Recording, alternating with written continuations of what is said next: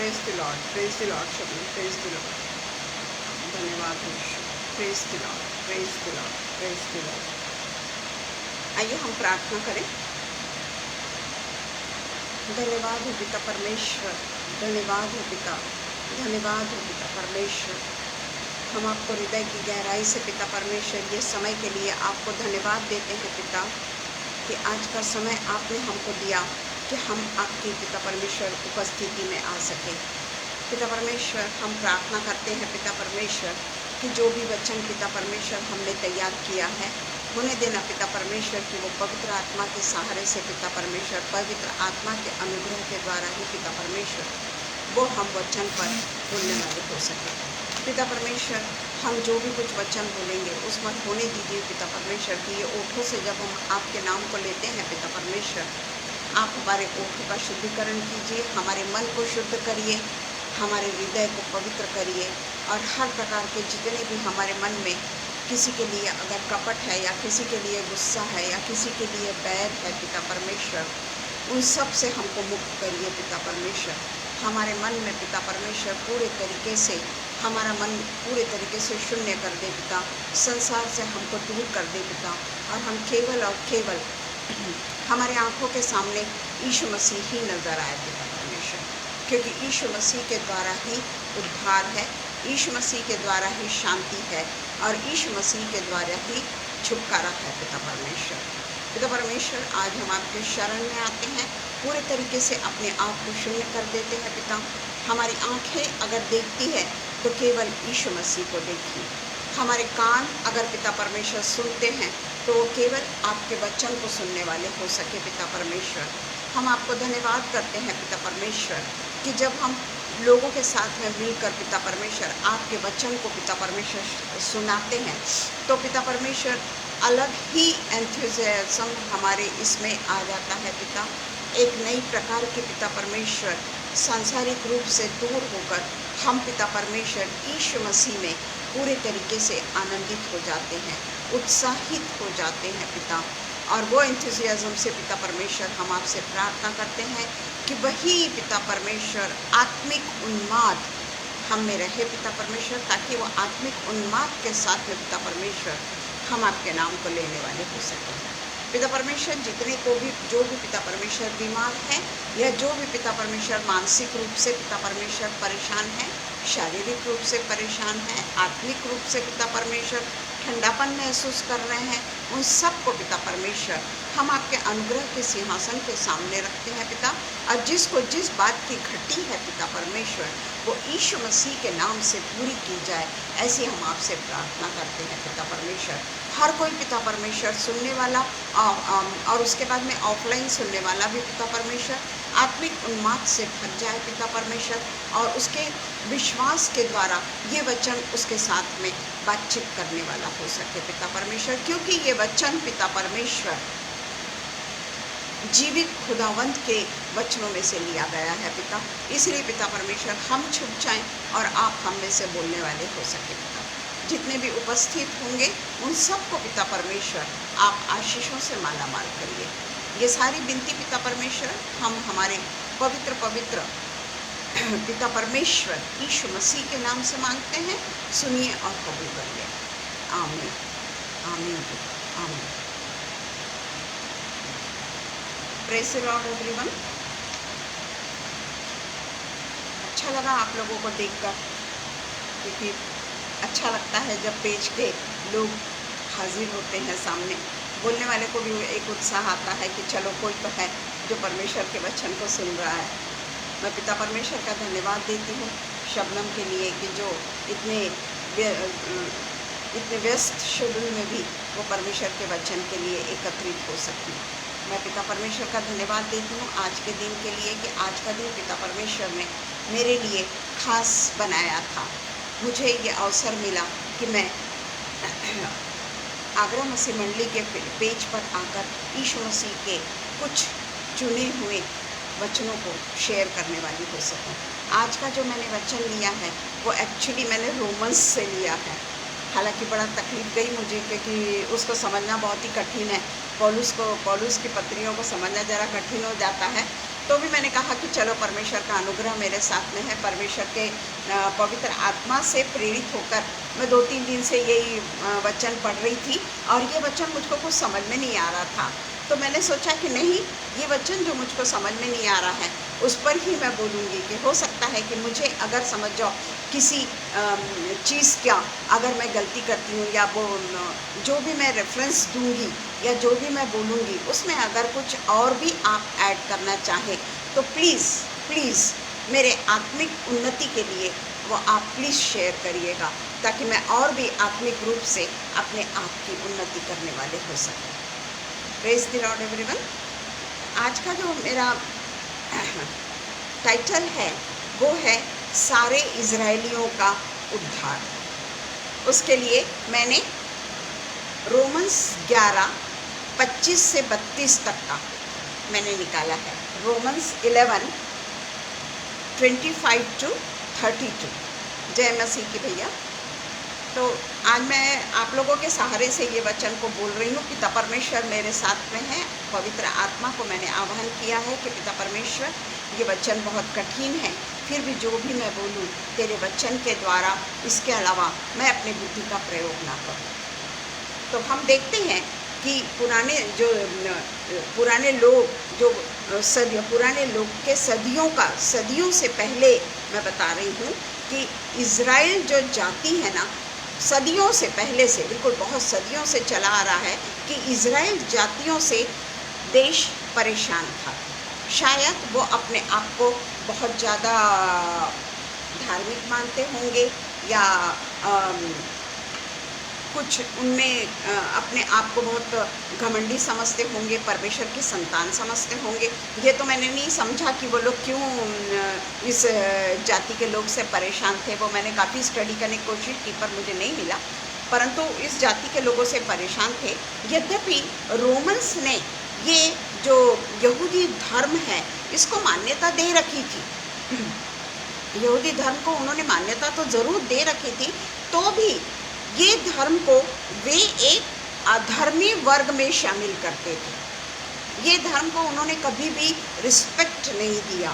ये धर्म को उन्होंने अधर्मी वर्ग में शामिल किया। हम देखते हैं कि पौलुस जब ये रोमन्स की 11वां अध्याय जब लिखता है तो पौलुस ने यह प्रमाण प्रस्तुत करने के लिए रोमन्स 11 पूरा का पूरा इज़राइलियों के बारे में लिखा।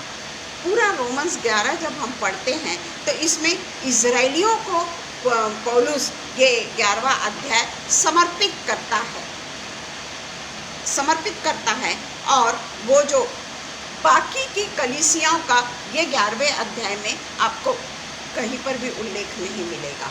वो पूरा का पूरा इज़राइलियों को ये अध्याय को समर्पित करता है और इज़राइलियों के लिए परमेश्वर के पास उसका क्या भविष्य था, इज़राइलियों के लिए क्या भविष्य था, वो ये बताता है। पौलुस इस बात के लिए काफ़ी डिटेल में 11वें अध्याय में बताता है, पर हमारे पास में इतना समय नहीं है कि हम पूरा 36 तक उसके वचन हैं, 1 से लेकर 36 तक हम नहीं बोल सकते।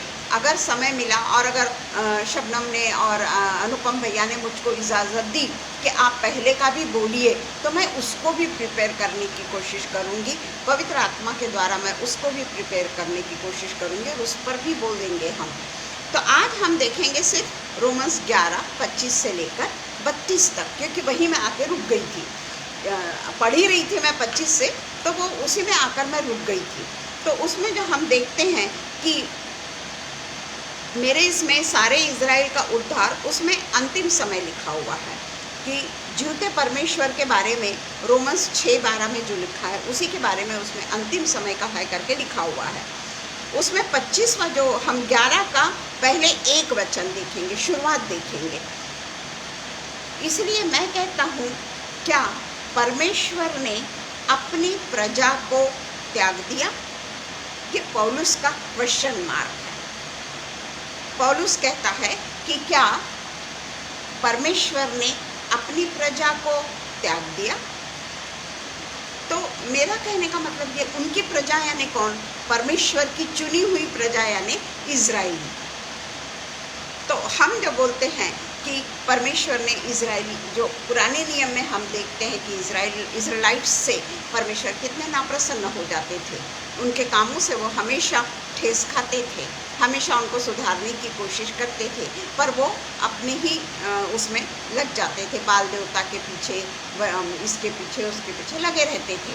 तो हम देखते हैं कदापि नहीं, देखिए वो कहता है कदापि नहीं, मैं भी तो इजरायली हूँ। पौलुस कहता है कदापि नहीं, मैं भी तो इजरायली हूँ।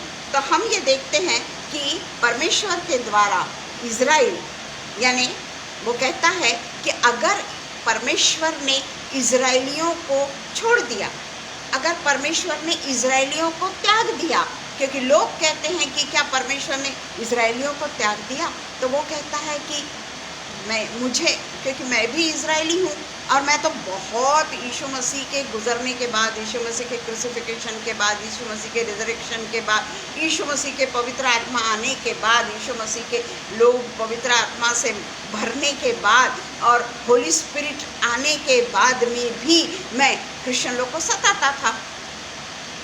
फिर भी ऐसे समय में मुझको परमेश्वर ने चुना, ऐसे समय में परमेश्वर ने मुझको चुना। यदि परमेश्वर ने इजरायलियों को छोड़ दिया था तो मुझ पौलुस का हृदय परिवर्तन कैसे हो सकता था? ये उसका क्वेश्चन है कि क्या परमेश्वर ने अपनी प्रजा को त्याग दिया? कदापि नहीं, मैं भी तो इजरायली हूँ। क्योंकि ये तो सबसे छोटा सेवक अपने आप को कहता है और काफ़ी साल बाद में यीशु मसीह इसको चुनते हैं। तो वो कहता है कि अगर इजरायलियों को परमेश्वर ने त्याग दिया तो मैं भी तो इजरायली हूँ, मेरे को कैसे परमेश्वर ने परिवर्तन करके परमेश्वर के द्वारा मुझको चुना है। हम देखते हैं प्रेरितों के काम 9:22 से 25, प्रेरितों के काम 9:22-25। इसमें देखिए परमेश्वर का वचन, यहाँ तो हम जानते हैं 9 में उसने पौलुस को किस तरीके से हे शाऊल तो मुझको क्यों सताता है करके, जिस तरीके से भी हमने पढ़ा है कि किस तरीके से परमेश्वर ने उसको चुना। तो यहाँ पर देखते हैं हम दमिश्क में हनन्याह के बारे में भी देखते हैं और उसके बाद में हम देखते हैं दमिश्क में शाऊल द्वारा प्रचार, यहीं पे चुना गया, यहीं पे हनन्याह ने उसको ये किया और यहीं पे वो प्रचार करने लगा। इस तरीके से परमेश्वर ने उसको चुना था। तो यहाँ पे देखिए 9 का हम पढ़ेंगे 22 से 25 तक पढ़ेंगे हम। परंतु शाऊल और भी सामर्थी होता गया। एक एक वचन बहुत ही सिंसियरली हम देखेंगे और बहुत ही ब्रेन, अपने आप का माइंड जो है ना, वो हम केवल और केवल पवित्र आत्मा को सौंप दें, पूरे तरीके से पवित्र आत्मा को सरेंडर हो जाए, पूरे अपनी बुद्धि को ना शून्य कर दीजिए। और यहाँ पे देखिए कि पूरी तरीके से सामर्थी होता गया। क्यों सामर्थी होता गया? हम तो क्रिश्चियन हैं, है ना, जन्म से क्रिश्चियन हैं, हम अभी तक सामर्थी नहीं हुए, हमें अभी भी दुनियादारी बसी हुई है, हमें अभी भी अपना बहुत सारे इसमें हम इन्वॉल्व होते हैं। परमेश्वर का वचन हम संडे के दिन भी, अभी जब से ये ऑनलाइन सर्विसेज चालू हो गई, फेसबुक पे आने लगा, यूट्यूब पे आने लगा, हम चर्च जाना टालते हैं कि कौन जाएगा चर्च में, हमारे नागपुर में तो बहुत गर्मी है, कौन जाएगा इतने गर्मी में चर्च में, उससे बेहतर अपना काम करते करते हम घर में ही देख लेना। तो आप बताइए, वो समय, वो परिस्थिति के अनुसार जो भी कुछ हुआ था वो परमेश्वर की इच्छा से हुआ था, क्योंकि उस समय हम बाहर नहीं निकल सकते थे। हालांकि मैं भी नहीं जा रही हूँ, मेरी तबीयत ठीक नहीं है इसलिए मैं नहीं जा रही हूँ। तो ये जो 9 का ये जो लिखा है कि वो सामर्थ्य पता चला गया। क्यों? क्योंकि वो परमेश्वर के लिए अपने शरीर का जीवित, पवित्र और निर्दोष बलिदान चढ़ाते रहा। उसी समय उसको चुना गया था, पर वो अपने पूरे तरीके से सैक्रिफाइस हो गया वो यीशु मसीह के नाम से। और इसलिए लिखता है कि शाऊल और भी सामर्थी होता गया। ये भी इजराइलाइट है, हाँ, ये भी इजरायली है। और इस बात का प्रमाण दे देकर कि मसीह यही है, दमिश्क के रहने वाले यहूदियों का मुंह बंद करता रहा। जब बहुत दिन बीत गए तो यहूदियों ने मिलकर उसे मार डालने का षड्यंत्र रचा, परंतु उनका षड्यंत्र शाऊल को मालूम हो गया। शाऊल को मालूम हो गया यानी यीशु मसीह ने उसको प्रकाशन दिया, परमेश्वर ने उसको प्रकाशन दिया, और इसलिए शाऊल जान गया कि यहूदी उसको मारने पर हैं। तब कहता है कि तो उसे मार डालने के लिए रात दिन फाटकों पर घात में लगाए रहते थे। 25 में सुनिया आप, परंतु रात को उसके चेलों ने उसे टोकरे में बैठाया और शहर पनाह पर से लटका कर उतार दिया। यहाँ पर हम देखते हैं कि वो भी तो इजरायली है ना। अगर परमेश्वर ने इजरायलियों को त्याग दिया, अगर परमेश्वर ने पूरी तरीके से इजरायलियों को त्याग दिया, तो पौलुस का चुनाव इतने दिन बाद परमेश्वर के द्वारा कैसे हुआ? क्योंकि परमेश्वर की एक योजना थी। वो चाहते थे कि ये पूरे तरीके से इसका हृदय परिवर्तन जो परमेश्वर ने किया ना, पौलुस का हृदय परिवर्तन करने के पीछे परमेश्वर की योजना थी। पौलुस के हृदय परिवर्तन करने के पीछे परमेश्वर की योजना थी कि इसके हृदय परिवर्तन इज़राइल देश के, पूरे आगामी इज़राइल देश के जितने भी लोग होंगे उनके हृदय परिवर्तन को दर्शाता है। पौलुस का हृदय परिवर्तन आगामी इज़राइलियों के हृदय परिवर्तन को दर्शाता है। यही मैं आगे आपके साथ में शेयर करूंगी। हम आज रोमन्स 11:25 से लेकर 32 तक देखेंगे। हम बहुत लंबा तो आज मैं नहीं बोलूँगी क्योंकि बहुत डिफ़िकल्ट है ये, फिर भी मैंने जैसे परमेश्वर के बहुत सारे किताबों को पढ़ा, मेरे मिस्टर की लाइब्रेरी खोली मैंने। अभी तक तो मैं मिस्टर की लाइब्रेरी देखती भी नहीं थी। मैं इनको बोलती भी थी कि बाप रे कितनी पुस्तकें हैं तुम्हारे पास में, कितना तुम पढ़ते रहते हो, मेरे को तो ये सब आता ही नहीं। पर आज मैंने उसमें से निकाली बुक, क्योंकि मेरे को रोमन्स पे बोलना था, और तब मैंने फिर उसका स्टडी की। तो उसमें लिखा हुआ है 11, हम पहले 25 और 26 पढ़ेंगे। रोमन्स 11, 25 और 26 पढ़ेंगे हम। उसमें लिखा है कि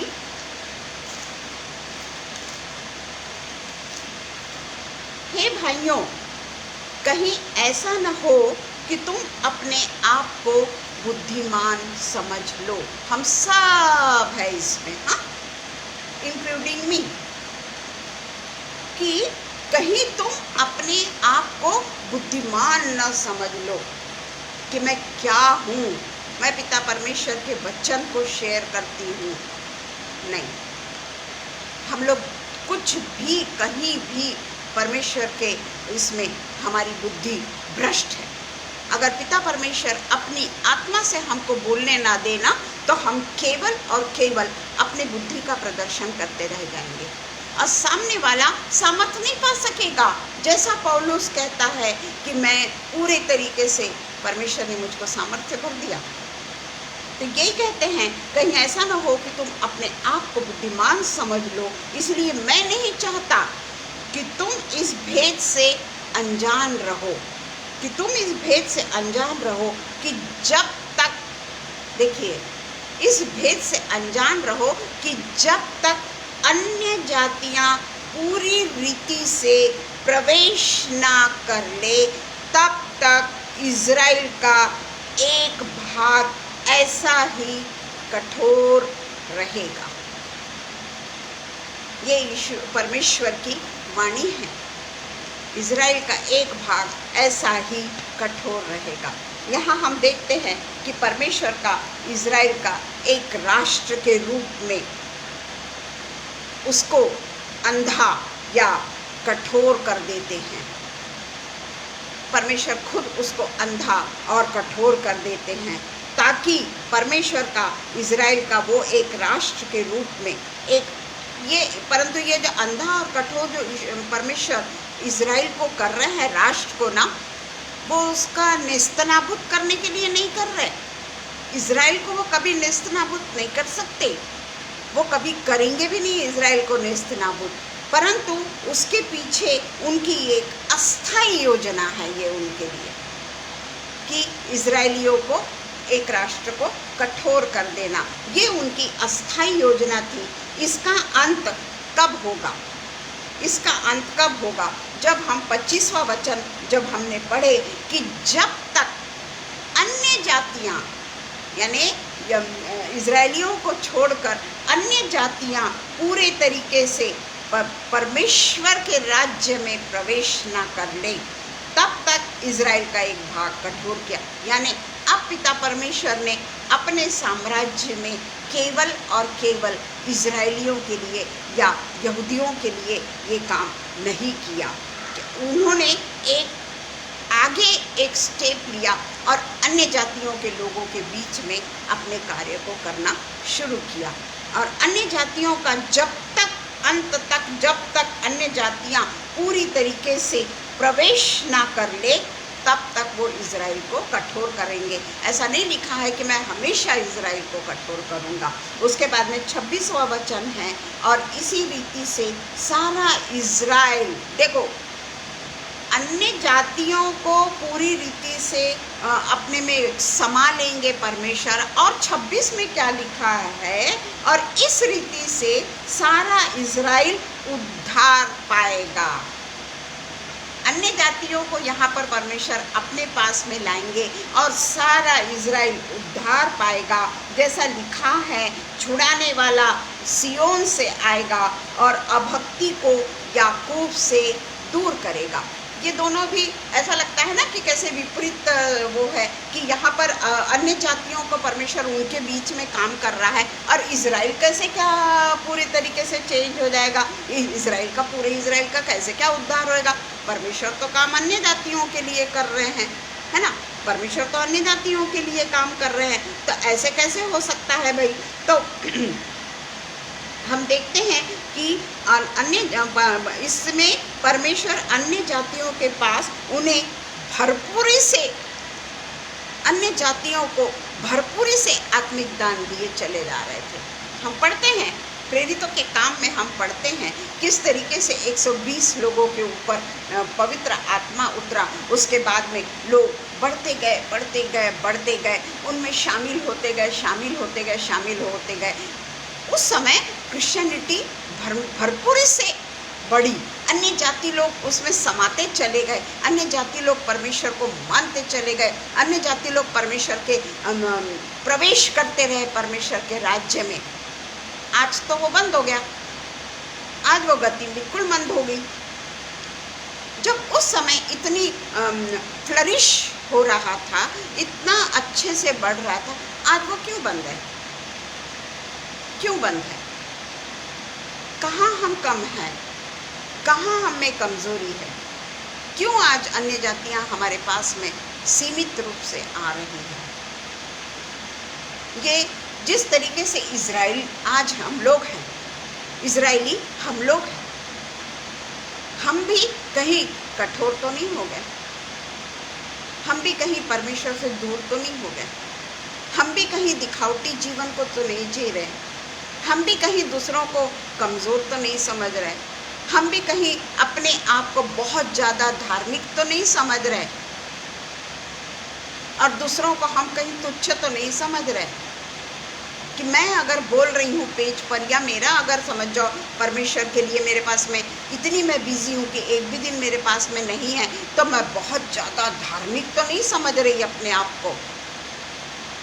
कहीं तो रुकावट है, कहीं तो रुकावट है, जो आज परमेश्वर का वचन उस तेज़ी से नहीं बढ़ रहा। हम देखते हैं हमारे फॉरेन में भी, जहाँ पर सब लोग क्रिश्चियन हैं, हमारे फॉरेन प्रदेश में, वहाँ पे भी आज लोग जाकर अपने अपने मंदिर बना रहे हैं, वहाँ पर भी प्रोसेशन निकल रहा है, और वहाँ के लोग वो धर्म से ज़्यादा प्रभावित हो रहे हैं। इसीलिए वो अंतिम समय कहा गया है कि वो धर्म से लोग ज़्यादा प्रभावित हो रहे हैं और वो धर्म को एक्सेप्ट कर रहे हैं। तो इसलिए परमेश्वर कहता है कि मैं अन्य जातियों के बीच में काम करूँगा और अन्य जातियों को मैं अपने इसके लिए चुनूँगा, पर मैं इज़राइल को नहीं छोड़ूँगा। इज़राइल को कठोर ज़रूर करूँगा, पर मैं इज़राइल को कभी नहीं छोड़ूँगा। हम पढ़ते हैं प्रेरितों के काम 15:12 से 19 तक देखेंगे हम। 12 से 19, प्रेरितों के काम 15:12 से 19। तब सारी सभा चुपचाप बरनबास और पौलुस की सुनने लगी। इसके पहले 15वां जो अध्याय जो शुरू होता है वो खतना के बारे में है। खतने के ऊपर वाद विवाद हो रहा है और पौलुस का कहना है पर कि उनमें से कुछ व्यक्ति जो प्राचीन यरूशलेम को जाएं और कलीसिया को, यानी वो खतने के विपरीत उनके बातचीत चल रही है। और यहाँ 12 में तब सारी सभा चुपचाप बरनबास और पौलुस की सुनने लगी कि परमेश्वर ने उनके द्वारा अन्य जातियों में कैसे बड़े बड़े चिन्ह और अद्भुत काम दिखाए। अन्य जातियों में भला पौलुस और बरनबास के द्वारा कैसे अद्भुत अद्भुत काम, बड़े बड़े चिन्ह अन्य जातियों के बीच में जो दिखाए। जब वे चुप हुए तो याकूब कहने लगा, हे भाइयों मेरी सुनो। शमौन ने बताया कि परमेश्वर ने पहले अन्य जातियों पर कैसी कृपा दृष्टि की कि उनमें से अपने नाम के लिए लोगों को बना ले। इससे भविष्यवक्ताओं की ये बातें भी मिलती है कि जैसा लिखा है, इसके बाद मैं फिर आकर दाऊद का गिरा हुआ डेरा उठाऊंगा। जैसे अभी हमने 21 में यहाँ पढ़ा कि अन्य जातियों का पूरे तरीके से अन्य जातियों को अपने में ले आएगा, पूरी तरीके से प्रवेश करवा लेगा और उसके बाद में इजरायलियों को भी उसको चुनेगा। तो इसीलिए उसका गिरा हुआ डेरा उठाऊंगा, उनके खंडहरों को फिर बनाऊंगा और उसे खड़ा कर दूंगा। ये प्रेरितों के काम में लिखा हुआ है। तो हम देखते हैं कि अन्य जातियों को पास जा रहा है और बाद में वह इज़राइल देश के साथ एक बार फिर से व्यवहार करेगा, एक बार फिर से इज़राइल देश के साथ में व्यवहार करेगा, इज़राइलियों को फिर से सचेत करेगा, इज़राइलियों को फिर से बताएगा और इज़राइली उस समय परमेश्वर के पास में आएंगे, यीशु मसीह के पास। हाँ, यीशु मसीह के पास आएंगे इज़राइल। उसमें हम इज़राइली आजकल हम भी हैं, पर आज भी हम देखते हैं इज़राइल के लोग यीशु मसीह को नहीं बल्कि वो यहोवा को ही मानते हैं। तो इसीलिए हम ये जो आज मेरा बोलने का मकसद ही ये है कि बाद में वो इज़राइल देश के साथ में एक बार फिर से व्यवहार करेगा। इसमें जो वचन 26 है, इसमें जो हमने जो 26 पढ़ा है उसका हमको मिलेगा यशायाह 59, 20 and 21। यशायाह 59, 20 and 21। याकूब में जो अपराध से मन फिराते हैं उनके लिए सियोन में एक छुड़ाने वाला आएगा। यहोवा की यही वाणी है, ये भविष्यवाणी है जो अभी हमने यहाँ पर पढ़ी 11 के 25 और 26 में जो हमने पढ़ी कि एक छुड़ाने वाला आएगा। यहोवा की यही वाणी है। यहोवा कहता है कि जो वाचा मैंने उनसे बांधी है वह यह है कि मेरा आत्मा तुझ पर ठहरा है और अपने वचन जो मैंने तेरे मुंह में डाले हैं अब से लेकर सर्वदा तक वे तेरे मुंह से और तेरे पुत्रों और पोतों के मुंह से कभी ना हटेंगे। ये आशीष है जो हमको पुराने नियम में मिली हुई है। तो वो हम देखते हैं कि इस पूरा इज़राइल बचाया जाएगा। इसका मतलब यह नहीं कि प्रत्येक यहूदी जो कठोर है, जो मूर्ति पूजक है, जो यीशु मसीह को नहीं मानता, वो इज़राइली, इसलिए उन लोगों को यानी पूरे लोगों को यीशु मसीह नहीं बचाएंगे। जो इज़राइली कठोर हैं, जो इज़राइली यीशु मसीह का अभी भी यीशु मसीह को नहीं मानते, अभी भी वो यहोवा को ये करते हैं, तो उनको बल्कि उन लोगों को जीवित यहूदी जो देखेंगे, जो जीवित यहूदी है, जो यीशु मसीह को जानते हैं, जो यीशु मसीह को पहचानते हैं, जो यीशु मसीह की सारी बातों को जो चेले लोग प्रचार कर रहे थे, जो चेले लोगों ने प्रचार और प्रसार किया, वो चीज़ों को इजरायली अगर मानेंगे, जो यहूदी है देखेंगे, वो देखेंगे, ग्रहण करेंगे और बचाए जाएंगे। सब इजरायलियों का नहीं लिखा है इसमें। जो परमेश्वर के वचन को सुनेंगे, परमेश्वर के वचन को देखेंगे और परमेश्वर के को ग्रहण करेंगे, वो लोग बचाए जाएंगे।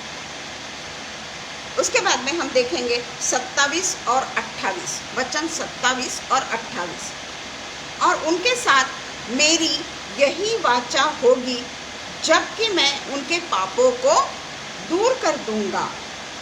28 में लिखता है, सुसमाचार के भाव से तो तुम्हारे लिए वे परमेश्वर के बैरी हैं, परंतु चुन लिए जाने के कारण, भाव से वे बाप दादों के कारण प्यारे हैं। ऐसे तो वे यीशु मसीह के विरोधी हैं। पूरे तरीके से लिखा है कि वे परमेश्वर के बैरी हैं और न्यू टेस्टामेंट को अभी भी नहीं ये करते। वो यहोवा को ये करते हैं, परंतु चुन लिए जाने के भाव से वे बाप दादों के कारण प्यारे हैं। इसमें देखिए, हम देखते हैं कि ये परमेश्वर एक इज़राइल के साथ एक वाचा बांधी है। परमेश्वर ने इज़राइलियों के साथ में एक वाचा बांधी है, जो हम सब कोई जानते हैं कि इज़राइलियों के साथ में उन्होंने क्या वाचा बांधी है। उसमें हम पढ़ते हैं कि अब्राहम, इसहाक और याकूब, जो बाप दादा, यहाँ पे जो लिखा है बाप दादा, जो पुराने लोग, जो पूर्वज, उनके साथ में परमेश्वर ने अनकंडीशनल प्रॉमिस की है। उन लोगों के साथ में परमेश्वर ने अनकंडीशनल प्रॉमिस परमेश्वर ने बांधी थी और परमेश्वर उन्हें बहुतायत से आशीष देता चला गया और उनको प्रॉमिस किया कि उत्पत्ति 12:1-3 में एक एवरलास्टिंग कवनेंट उन्होंने अब्राहम के साथ में बांधा और वो कभी भी टूटने का नहीं, क्योंकि परमेश्वर ने उनके साथ में एक एवरलास्टिंग कवनेंट बांधा है। पूर्वजों के साथ में एक परमेश्वर ने वाचा बांधी है जो अनकंडीशनल है। इसमें देखिए, हम पढ़ते हैं 12, यहोवा ने अब्राहम से कहा, अपने देश और अपनी कुटुंबियों और अपने पिता के घर को छोड़कर उस देश में चला जा जो मैं तुझे दिखाऊंगा, और मैं तुझसे एक बड़ी जाति बनाऊंगा और तुझे आशीष दूंगा और तेरा नाम महान करूंगा। बहुत सारी आशीषें हैं इसमें। और तू आशीष का मूल होगा और जो तुझे कोसे उसे मैं श्राप दूंगा और भूमंडल के सारे कुल तेरे द्वारा आशीष पाएंगे। ये अनकंडीशनल प्रॉमिस परमेश्वर ने अपने पितरों से की है, अपने बाप दादों से की है, जो कभी नहीं टूटने की, कभी नहीं टूटने की। उसमें कहीं पे भी परमेश्वर ने उनको बहुतायत से आशीषें दी है। हम पढ़ते हैं, अब्राहम है, इज़राइल अपना याकूब है, अपना इसहाक, ये सब लोगों को परमेश्वर ने कौन सी आशीषें दी है, वो आप लोगों के लिए पूरे तरीके से आप लोगों को मालूम है ना। उन लोगों को जो परमेश्वर ने चुना था ना, पुराने इज़राइलियों को भी जो परमेश्वर ने चुना था, वो इसलिए कि परमेश्वर ने अपने जो पूर्वज बाप दादे इनके जो थे उनके साथ में कवनेंट था उसका। और इसका मतलब ये नहीं कि इज़राइली बहुत अच्छे थे या इज़राइली परमेश्वर को कभी भी नहीं दुखाते थे या इज़राइली परमेश्वर को कभी धोखा नहीं देते थे, इसके लिए नहीं, बल्कि अनुग्रह के कारण, उस समय भी अनुग्रह के कारण वो लोग चुने गए। इज़राइली जो कौम थोड़ी चुनी गई, वो सिर्फ अनुग्रह के कारण चुनी गई, उनके कामों के कारण नहीं चुनी गई। वो जिस तरीके से व्यवस्था विवरण 6:7, 6-11, व्यवस्था विवरण 6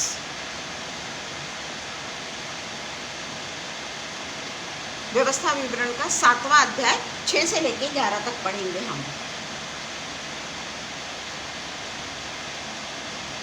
उसमें लिखा हुआ है कि क्योंकि तू अपने परमेश्वर यहोवा को पवित्र प्रजा है, यहोवा ने पृथ्वी भर के सब देशों के लिए में से तुझको चुन लिया है, तुझको चुन लिया है कि तू उसकी प्रजा और निज धन ठहरे।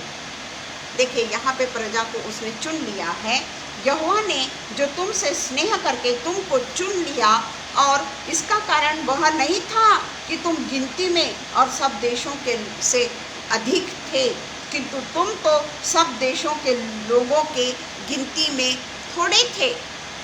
यहोवा ने जो तुमको बलवंत हाथ के द्वारा दासत्व के घर में से मिस्र के राजा फिरौन के हाथ से छुड़ा कर निकाला, इसका यही कारण है कि वह तुमसे प्रेम रखता है। ये सब हम पे लागू है आज। हाँ, हम सिर्फ पुराने नियम में करके नहीं, यह हम पर भी लागू है, और उस शपथ को भी पूरी करना चाहता है जो उसने तुम्हारे पूर्वजों से खाई थी। इसलिए जान रख कि तेरा परमेश्वर यहोवा ही परमेश्वर है, वह विश्वास योग्य ईश्वर है।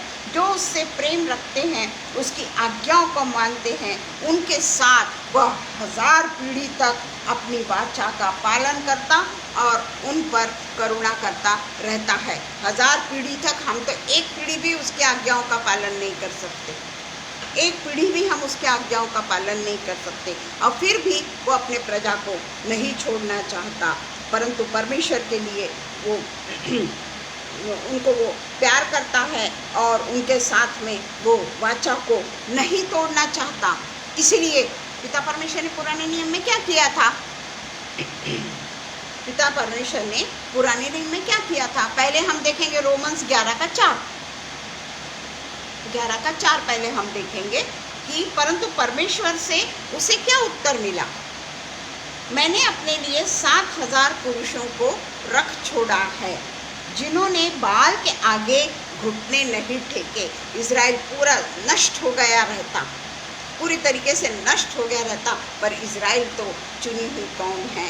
इसलिए परमेश्वर ने अपने लिए ऐसे लोगों को पहले से चुन के रखा जो बाल के आगे घुटना नहीं टेके, और ठीक इसी रीति से इस समय भी अनुग्रह से चुने हुए कुछ लोग बाकी है। यह यदि अनुग्रह से हुआ है तो फिर कर्मों से नहीं तो अनुग्रह फिर अनुग्रह नहीं रहा। अब ये 7000 लोगों के बारे में जो भविष्यवाणी है वो उसको हम पढ़ेंगे। पहला राजा 19 का 18, पहला राजा 19 का 18, फर्स्ट किंग 19 का 18। तो भी मैं, ये बहुत जगह लिखा हुआ पर मैंने एक एक ही निकाली हूँ, तो भी मैं 7000 इजरायलियों को बचा रखूँगा। यहाँ कोई नहीं बोल रहा है, यहाँ परमेश्वर बोल रहा है, मूसा वूसा नहीं बोल रहा है। यहाँ परमेश्वर बोल रहा है कि 7000 इजरायलियों को मैं बचा रखूँगा। ये तो वे सब हैं जिन्होंने ना तो बाल के आगे घुटने टेके और ना मुंह से उसे चूमा है। पुराने नियम में भी पूरे इज़राइल का अंत परमेश्वर ने नहीं किया, क्योंकि वो उसकी निज प्रजा है, वो उसकी चुनी हुई कौम है, वो उसके लोग हैं। इसलिए वो अपने लिए, उसको मालूम रहता है कि आगे क्या क्या होने वाला है, कैसे इजरायली परमेश्वर को धोखा देने वाले हैं, कैसे इजरायली परमेश्वर को हमेशा चिढ़ाने वाले हैं, किस तरीके से परमेश्वर उनसे परेशान हो जाएगा, वो ये जानता था। इसीलिए पिता परमेश्वर ने उनके लिए ये 7000 लोग पहले से चुन लिए। और अब नए नियम में जब हम रोमन्स का पढ़ रहे हैं 11 का 26 से आगे, वो अन्य जातियों को चुनने के पीछे भी उसका एक उद्देश्य है। वो इजरायली लोगों को जलन पैदा कराना चाहता है कि मैं अन्य जातियों के बीच में अब काम कर रहा हूँ। इजरायलियों को उसने छोड़ दिया है, हालांकि वो छोड़ता नहीं है इजरायलियों को, सभी लोगों का उद्धार नहीं करता, पर जो यीशु मसीह को मानेंगे उनका वो बराबर उद्धार करने वाला है। उसको रिस दिलाना चाहता था। वो कौम को वो रिस दिलाना चाहता था, उन लोगों को जलसी कराना चाहता था कि मैं सारे अधिकार तुम लोगों के अन्य जाति लोगों को दे रहा हूँ। क्योंकि वो जो कौम थी ना, जूस जो थे ना, वो जेंटाइल्स को बहुत हेट करते थे, बहुत हेट करते थे जेंटाइल्स को। उन लोगों को लगता था कि हम लोग बहुत ज़्यादा परमेश्वर की चुनी हुई कौम हैं, हम परमेश्वर के लोग हैं, हम परमेश्वर की प्रजा हैं। और परमेश्वर उनको ये सिखाना चाहता था कि घमंड या दूसरों को तुच्छ समझना, घमंड जो आज के व्यक्ति में पूरा भरा हुआ है, दूसरों को तुच्छ समझना, चाहे वो आत्मिक रूप से हो, चाहे वो शारीरिक रूप से हो, चाहे वो हमारा पैसा, हमारा सुंदरता, हमारा घर, हमारी नौकरी, बहुत सारी चीज़ है जिसमें हम घमंड महसूस करते हैं, हम लोगों को तुच्छ समझते हैं, हम लोगों को अपने से कम समझते हैं, उनको हम हीन समझते हैं। ऐसे वो लोग इंसल्ट करते थे, किसका? जेंटाइल्स का। क्योंकि उनको लगता था कि परमेश्वर की दृष्टि में केवल हम ही लोग चुने हुए हैं, परमेश्वर की हम निज प्रजा हैं उसकी। और इसलिए वो उन लोगों को हम्बल बनाना चाहता था। पर वो ये जानता था कि अगर मैं इन्हीं लोगों के साथ में रहूँगा तो ये हम्बल नहीं बन सकते। इसलिए उसने अपने काम को अन्य जातियों के साथ में करना शुरू किया और अन्य जातियों को उसने अपने पास में खींचा। इसीलिए लिखा है कि पिछले जो हैं वो आगे जो हैं वो पीछे किए जाएंगे और पीछे जो हैं वो आगे किए जाएंगे।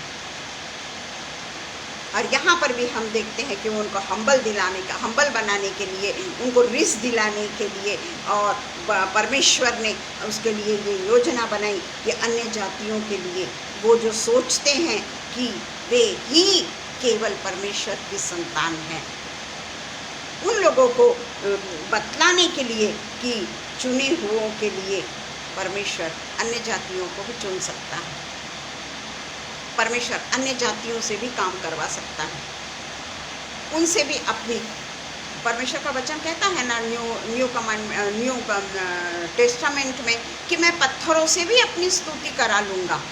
जो यीशु मसीह को नहीं जानते, जो परमेश्वर को नहीं जानते, वो लोगों से भी मैं अपनी स्तुति करा लूँगा। और हम जो इजरायली बने बैठे हैं, हम लोग जो क्रिश्चियन हैं, वो लोग पीछे किए जाएंगे। तो इसलिए परमेश्वर का वचन कहता है कि वो पूरे तरीके से यहूदियों को ये करके परमेश्वर अन्य जातियों के लोगों के बीच में काम करेगा। 29वां वचन है, 29वां जो वचन है वो हम जल्दी से पढ़ लेंगे, क्योंकि परमेश्वर के वरदान और बुलाहट अटल है, कभी न बदलने वाले। जितने भी वरदान इजरायलियों को परमेश्वर ने दिया, जितने भी वरदान आज हमको उसने दिया, और जितना परमेश्वर ने हमको हमारे लिए, उसकी भी कॉलिंग थी हमारे लिए, आज भी है, बशर्ते कि वो कॉलिंग को हम पहचान सकें। वो कॉलिंग नहीं बदलेगी, वो बुलाहट नहीं बदलेगी, हम बदलेंगे। हम मन से ढीठ हो जाएंगे, हम सोचेंगे कि मैं कितनी ग्रेट, मैं परमेश्वर के वचन को बोलती हूँ, मैं ये नहीं भूल जाऊँगी कि मैं एक्चुअली में क्या करती हूँ। क्योंकि हमारा जो ईश्वर है, जिसने कह दिया कि मैं 29वें वचन में जैसे कह दिया कि मेरे वरदान और बुलाहट अटल है, क्योंकि ईश्वर जो है वो मनुष्य नहीं है, ईश्वर मनुष्य नहीं जो झूठ बोले, मनुष्य नहीं है कि झूठे तुमको आश्वासन दे, उसको ठट्टों में उड़ाए, वो ईश्वर नहीं है। परमेश्वर के वचन को अपने पांव तले कुचले, परमेश्वर के वचन को सुनने के लिए उसके पास में समय ना हो, वैसा ईश्वर नहीं है हमारा।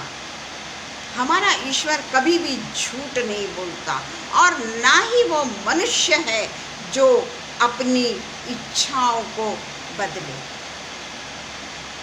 आज भी हम देखते हैं कि जब हम कहीं पे भी बड़े बड़े जगह में जाते हैं ना, ये जो पढ़ी हूँ मैंने, ये गिनती 23 के 19 में लिखा हुआ है, मेरे मन से नहीं बोल रही हूँ मैं।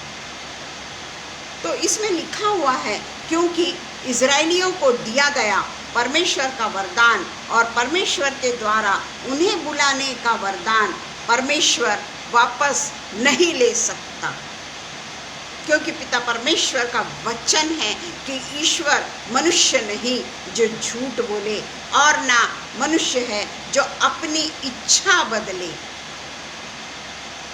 और इसलिए उसने जो इजराइलियों को वादा किया है, इसलिए इजराइलियों के पूर्वजों से शपथ खाई है, अनकंडीशनल उनके साथ में वाचा को बांधा है, तो वो परमेश्वर वो वरदान को वापस नहीं ले सकता, नहीं ले सकता। हम प्रॉमिस ज़रूर करते हैं कि हम आज आपके पेज पे बोलेंगे, छोटी सी भी हमारे पास में एक आधा, समझ जाओ हमारे घर में कोई आ गए, परमेश्वर का वचन बोलना इतना मामूली नहीं है। परमेश्वर के लिए अगर मैंने समय दी हूँ ना, मैंने वो समय को पूरे तरीके से सिंसियरली, प्योरली, पूरी मन की प्यूरिटी से, आत्मिक रूप से मैं अपने आप को तैयार करूँ, मैं वेट करूँ परमेश्वर के समय का। ऐसा नहीं कि हमको, यानी मैं अकेली हूँ, मेरे को बहुत सारे काम रहते हैं, बाहर के भी काम मुझको ही करने पड़ते हैं, पर अगर मैं परमेश्वर को बोलूँ कि तू मेरे लिए वेट कर, बेचारा वेट तो करेगा, वो करेगा ना वेट, उसको तो आदत हो गई हम लोगों के इंतज़ार करने की। उसके बाद में हम आएंगे, हम तो बहुत थक गए, हम जाके बिस्तर पे सो जाएंगे और फिर टीवी देखेंगे, थक जाएंगे पर टीवी ज़रूर देखेंगे। तो हमारा परमेश्वर कोई मनुष्य नहीं जो झूठ बोले, हमारा परमेश्वर कोई मनुष्य नहीं जो अपनी इच्छा को बदले। उसने अगर प्रॉमिस कर दिया है हम लोगों को अनंत जीवन देने का, वो हमको अनंत जीवन देगा, परंतु किसको? जो परमेश्वर की इच्छा पर चलता है, जो परमेश्वर के वरदान को तुच्छ नहीं समझता, उसके वरदान को पांव तले नहीं कुचलता, उसके बुलाने के वरदान को, परमेश्वर की वापस उसको बुलाने के वरदान को विश्वासघाती के तरह उसको धोखा नहीं देता। ये तो हमको वरदान है कि तुम अनुग्रह के काल में, परंतु पुराने नियम में भी 7000 लोगों को जो परमेश्वर ने बचाया ना, वो अनुग्रह के कारण बचाया, उनके कामों के कारण नहीं। तो आज जो हम परमेश्वर के वापस जो हम जाना चाहते हैं, क्या हम विश्वासघाती होने से परमेश्वर की सच्चाई को व्यर्थ ठहराते हैं? रोमन्स 3 और 3 में लिखा है, क्या हम उसको व्यर्थ ठहराते हैं? रोमन्स 3 का 3 लिखता है, यदि कुछ विश्वासघाती निकले भी तो क्या हुआ?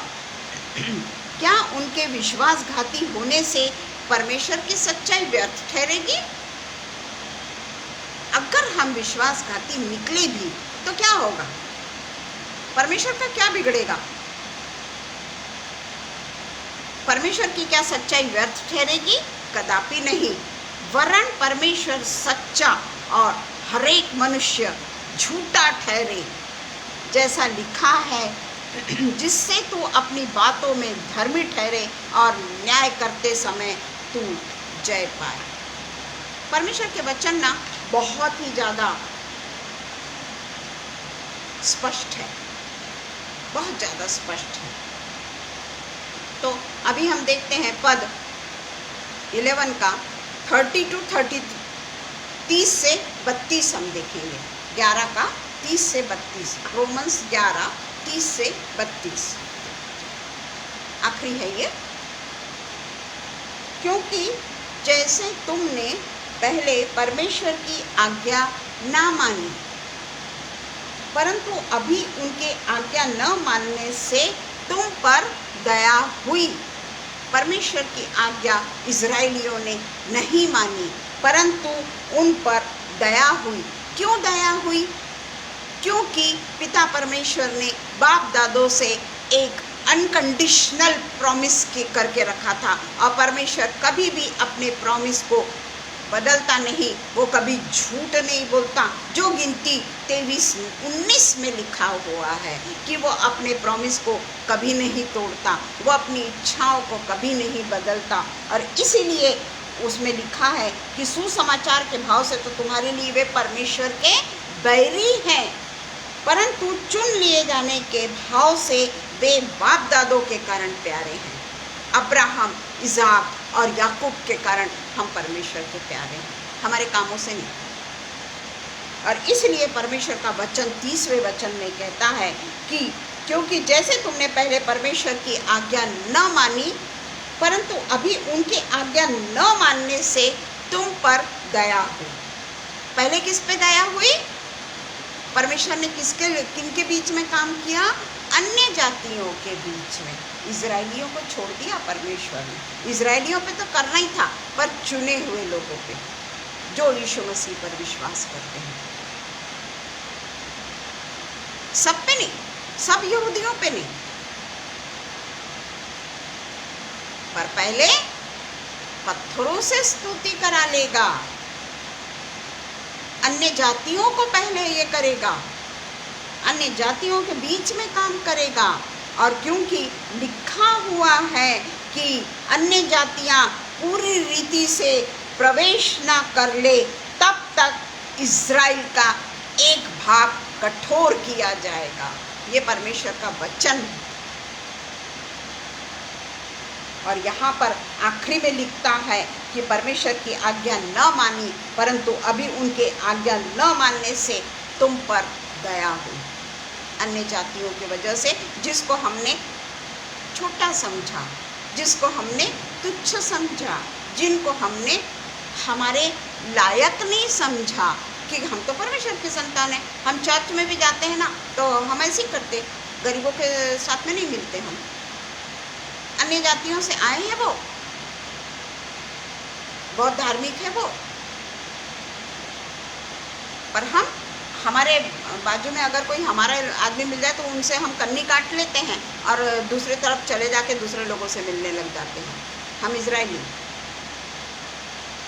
वैसे ही उन्होंने भी अब आज्ञा न मानी कि तुम पर जो दया होती है, इससे उन पर भी दया हो,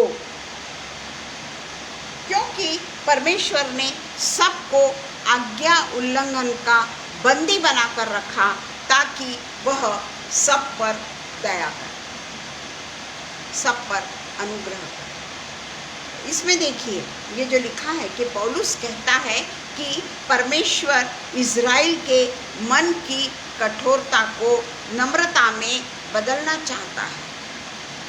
हम सब इज़राइली हैं, मन के जो हम कठोर हैं ना, उसको वो नम्रता में बदलना चाहता है। उन्हें रीस दिलाना चाहता है, उन्हें ईर्ष्या दिलाकर हमको रीस दिलाकर चाहता है कि उनके अविश्वास के कारण अन्य जाति के लोग बचाए गए। हमारे अविश्वास के कारण हमने परमेश्वर को ठोकरों में उड़ाया, हमने परमेश्वर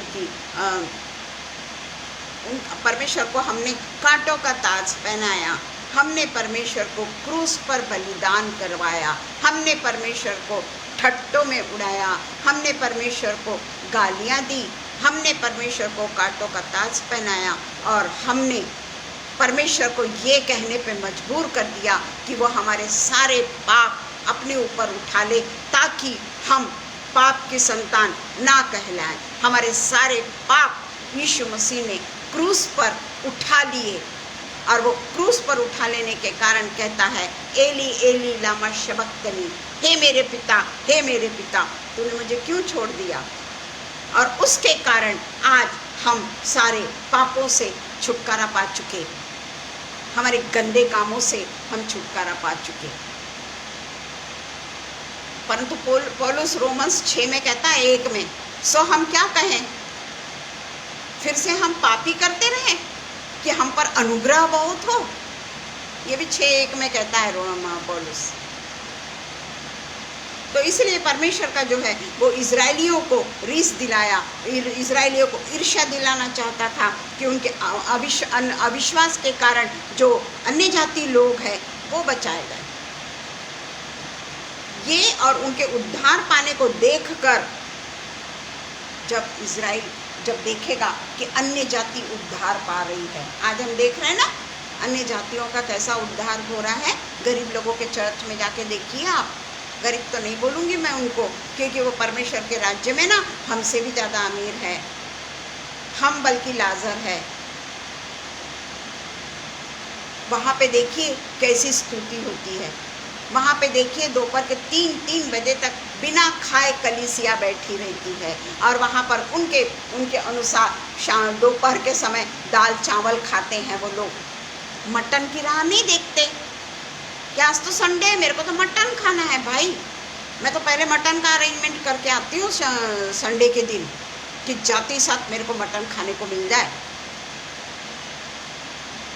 हम पहले शनिवार को ही सारा उसकी तैयारी कर लेते हैं, मन की तैयारी नहीं करते कि हमको कल चर्च जाना है, उसकी हम मन की तैयारी नहीं करते। हम ये तैयारी करते हैं कि इतवार को जब हम चर्च से आएंगे तो हमारे लिए खाना तैयार होना चाहिए, भौतिक भोजन हमारे लिए तैयार होना चाहिए, और वो भी छोटा मोटा भौतिक भोजन नहीं, हमको तो फिश चाहिए, हमको तो मटन चाहिए, जो भी कुछ होगा वो हमको चाहिए। संडे है ना भाई।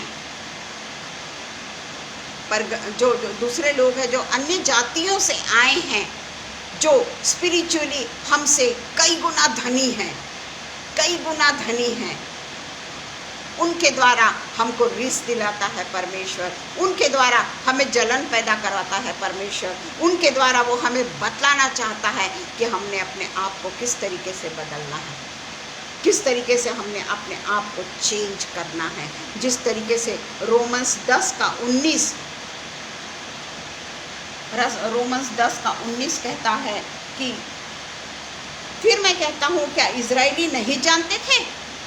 पहले मूसा कहता है मैं उनके द्वारा जो जाति नहीं तुम्हारे मन में जलन उपजाऊंगा, मैं एक मूढ़ जाति के द्वारा तुम्हें रीस दिलाऊंगा। फिर यशायाह बड़े हियाव के साथ में कहता है जो मुझसे नहीं ढूंढते उन्होंने मुझे पा लिया, अन्य जाति उन्होंने मुझे पा लिया, और जो मुझे पूछते भी ना थे उन पर मैं प्रकट हो गया। परंतु इज़राइल के विषय में वह कहता है मैं सारा दिन अपने हाथ एक आज्ञा न मानने वाली और विवाद करने वाली प्रजा की ओर पसारे रहा। इतना सेंसिटिव परमेश्वर का वचन, इतना डीप परमेश्वर का वचन है।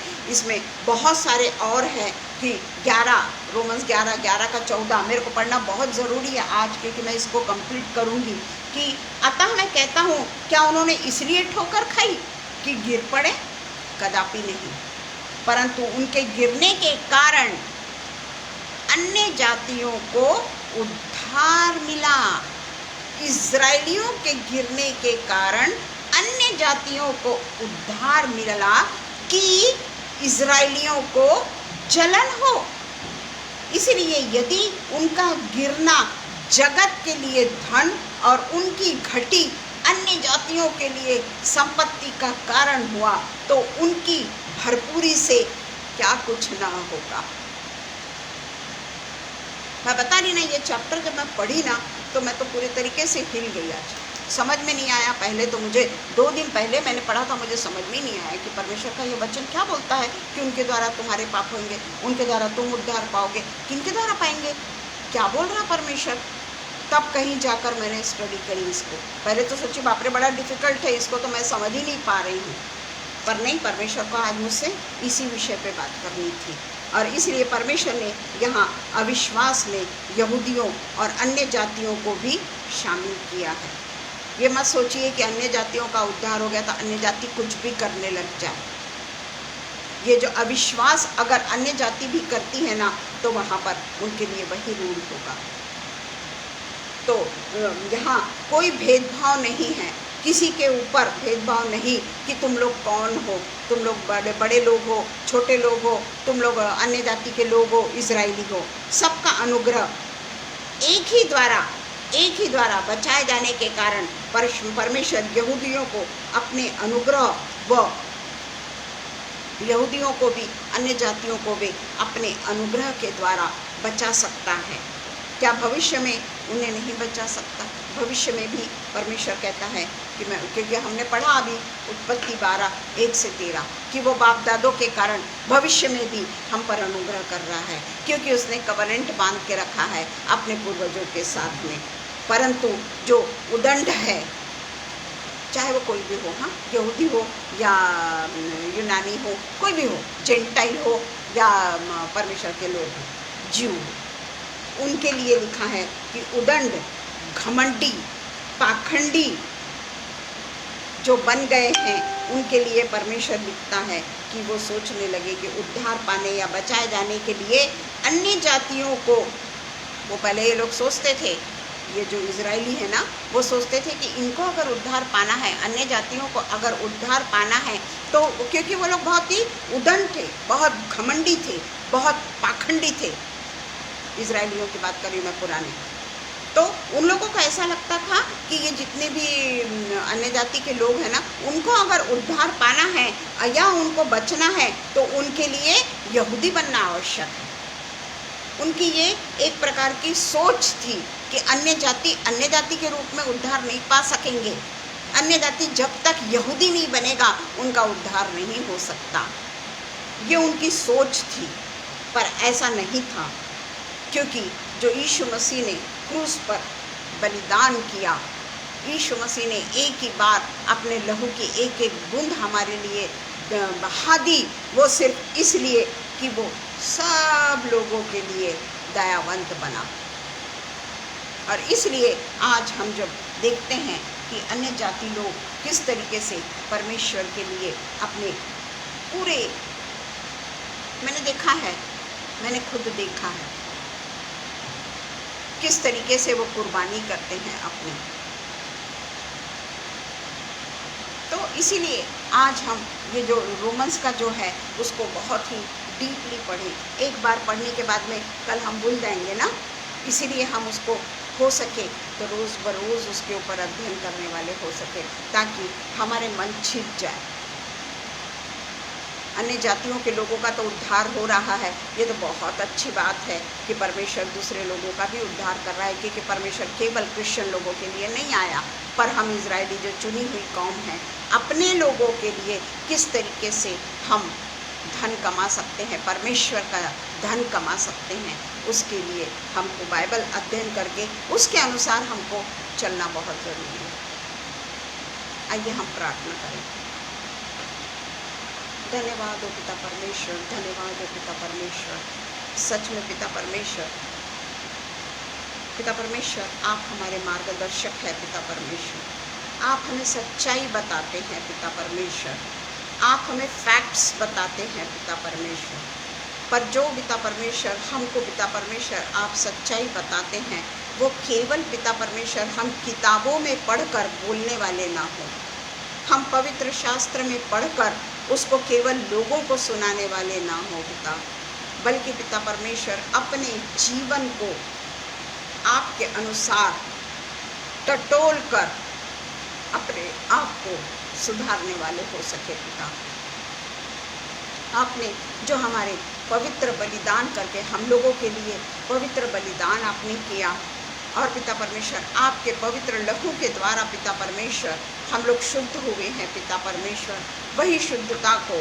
हम हमेशा पिता परमेश्वर अपने शरीर रूपी इसमें थामे रहें, और पिता परमेश्वर अपने शरीर के जो काम हैं, हमारे अंगों के जो काम हैं, उसको हम कंट्रोल में रखने वाले हो सके, आँखों की अभिलाषा को हम कंट्रोल में रखने वाले हो सके, जीविका के घमंड को हम कंट्रोल में रखने वाले हो सके, दैनिक जीवन की अभिलाषाओं को हम अपने कंट्रोल में रखने वाले हो सके। हमारी आँखें अगर उठती है तो केवल और केवल परमेश्वर के ऊपर उठे, परमेश्वर को हम निहारते रहें। पिता परमेश्वर चाहे पिता परमेश्वर जग हमारा अपमान करे, चाहे हमको ठोकर खिलाए, चाहे हमको कितना भी पिता परमेश्वर दुख दे, पर हमारा जीवन केवल और केवल यीशु मसीह के लिए पिता परमेश्वर समर्पित होने वाला हो सके। ये संसार की तरफ अगर हम देखेंगे, हमें केवल दुख और दुख ही मिलेगा, पीड़ा और पीड़ा ही मिलेगी। परंतु अगर हम अपनी आँखों को जीवित परमेश्वर की ओर लगाएंगे तो हमारी आँखें केवल यीशु मसीह को देखने पाएगी। पवित्र यीशु मसीह के साथ में हम भी पवित्र किए जाएंगे। पिता, हम बहुत बहुत धन्यवाद देते हैं आगरा मसीह मंडली के इस पेज के लिए, जहाँ पर पिता परमेश्वर आपने हमसे बहुत ही पिता परमेश्वर आत्मा में होकर बात करी। बहुत ही पिता परमेश्वर आपने हमसे इतना पिता परमेश्वर प्रेम किया कि हम अपने आप का उद्धार करने के लिए काबिल हो सके, हम अपने आप को सौंपने वाले हो सके। पिता परमेश्वर, हम शबनम के लिए, अनुपम भैया के लिए दिल के गहराई से आपको पिता परमेश्वर धन्यवाद देते हैं कि उन्होंने अपने पेज पर आज इतने बड़े मौका दिया कि हम ये गहन अध्ययन को करने वाले हो सके। पिता परमेश्वर, उनको दिल की आशीष से धन्यवाद देती हूँ। और पिता परमेश्वर, आपकी सारी आशीषें पिता परमेश्वर मैं ये जोड़े पर उंडेल देती हूँ और इनके बच्चों को भी पिता परमेश्वर पूरे तरीके से पिता परमेश्वर ब्लेसिंग देती हूँ। वो जो भी कर रहे हैं उसमें उनको सफलता प्रदान करिए। यीशु मसीह को हाजिर नाजिर रखकर वो लोग पिता परमेश्वर आगे का फ्यूचर अपना बनाने वाले हो सके। ये सारी विनती पिता परमेश्वर हम यहोवा परमेश्वर यीशु मसीह यहोवा निस्सी के नाम से मांग लेते हैं। सुनिए और कबूल करिए। आमीन, आमीन, आमीन। धन्यवाद हो सबको, पिता परमेश्वर का अनुग्रह हो। बहुत बहुत धन्यवाद भैया। Praise the Lord.